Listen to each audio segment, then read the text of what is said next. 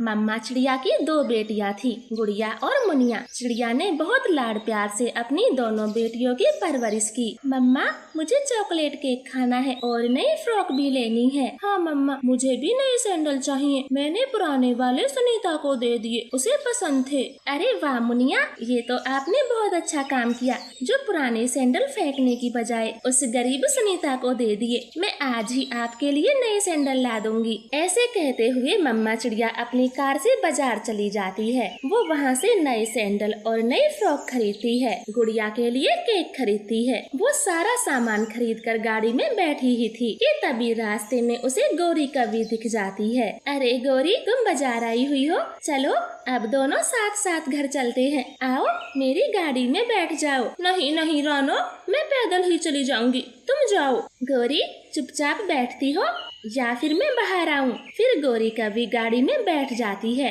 गाड़ी चल रही थी। अच्छा रानो, क्या क्या खरीदा है तुमने? ज्यादा कुछ नहीं, बस गुड़िया के लिए चॉकलेट केक और फ्रॉक ली और मुनिया के लिए सैंडल लिए हैं। गौरी कवि पीछे देखती है। सीट पर तो बहुत सारा सामान रखा था। वो मन ही मन सोच रही थी, ये रानो की बच्ची कितनी अमीर है, ठाट बाट से रहती है और एक मैं हूँ गरीब। एक एक दिन कैसे काटती हूँ मैं ही जानू, मेरे सिवा किसी को नहीं पता। ये लो गौरी, आपका घर आ गया, अब आराम से चली जाओ। फिर गौरी कवि गाड़ी से उतर जाती है। चिड़िया अपनी कार लेकर आगे चली जाती है। हे ऊपर वाले, कुछ ऐसा कर जो ये रानो मेरी तरह गरीब बन जाए और मैं इसकी तरह अमीर गाड़ियों में घूमूं, जी भर के शॉपिंग करूं। मगर ना जाने ऐसा कब होगा, सोच सोच के ही मर जाऊंगी। ऐसे गौरी कवि जब जब चिड़िया से मिलती वो ऐसे ही चिढ़ती। धीरे धीरे समय बीतता गया। अब रानो की दोनों बेटियां सयानी हो गई थी। सच में मेरी दोनों बेटियां बहुत सुंदर हैं। इनके लिए तो राजकुमार जैसे दूल्हे ढूंढूंगी। मम्मा,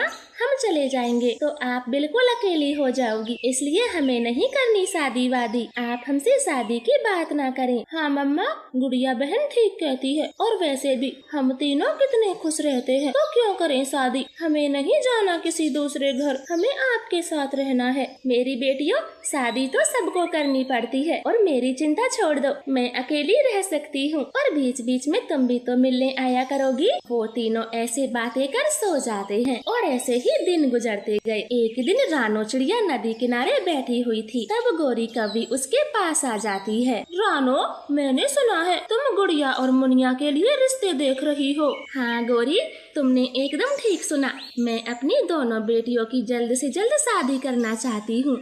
तो फिर मुझसे क्यों नहीं कहा? मैं करवाऊंगी दोनों की शादी। मैंने तो लड़के पक्षी भी देख रखे हैं। क्या कहा गौरी? आपने लड़के पक्षी देख रखे हैं? वो कहाँ हैं? कैसे हैं और क्या करते हैं? अरे लो, कालू जी जिस मॉल में काम करते हैं उसके 2 बेटे हैं। विदेश से पढ़ाई खत्म करके अभी अभी लौटे हैं। मैं तो शुरू से सोचती आई हूँ कि तेरी बेटियों की शादी वहीं तय करवाऊंगी। बहुत अमीर पक्षी हैं। तो फिर ठीक है गौरी, मुझे कल ही लड़के पक्षियों के घर ले चलो, जरा मैं भी तो देखूं कैसे दिखते हैं वो विदेश के पड़े पक्षी। मम्मा चिड़िया तो बहुत खुश होती है। वो अगले दिन ही गौरी के साथ लड़के पक्षियों को देखने चली जाती है। उनका घर तो बहुत बड़ा और सुंदर था। रानो, अच्छे से देख ले, सब कुछ तुम्हारे सामने है, कुछ पूछना है तो पूछ भी ले। सोनू मोनू, विदेश में पढ़ाई करने के बाद आपने क्या सोचा है? आगे क्या करना चाहोगे? जी आंटी जी, हम यहीं पर रहकर अपनी कंपनी स्टार्ट करना चाहते हैं और पिताजी का कपड़ों का शोरूम भी संभालेंगे। वो अब बूढ़े होने लगे हैं। गौरी,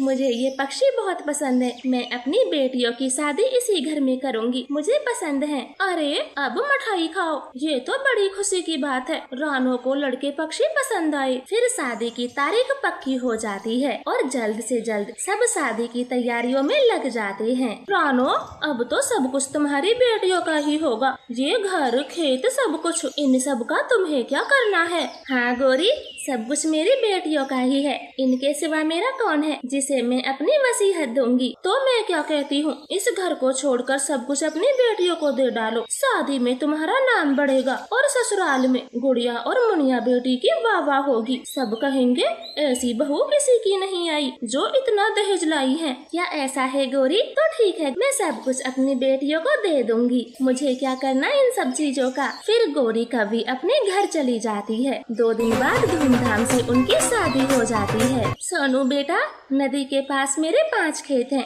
आज से वो तुम्हारे हुए। और मोनू, जंगल के बाहर मेरे 5 फलों के बाग हैं, आज से उन्हें आप ही संभालोगे। गौरी का भी तो पास में खड़ी बहुत खुश हो रही थी और झूम रही थी। विदाई हो जाती है। गुड़िया और मुनिया अपने ससुराल पहुंच जाती हैं। मुन्नी बहन, हम ये कहाँ आ गए? ये तो झोपड़पट्टी है। हमारा बंगला कहाँ है? माँ ने तो बंगला बताया था। गुड़िया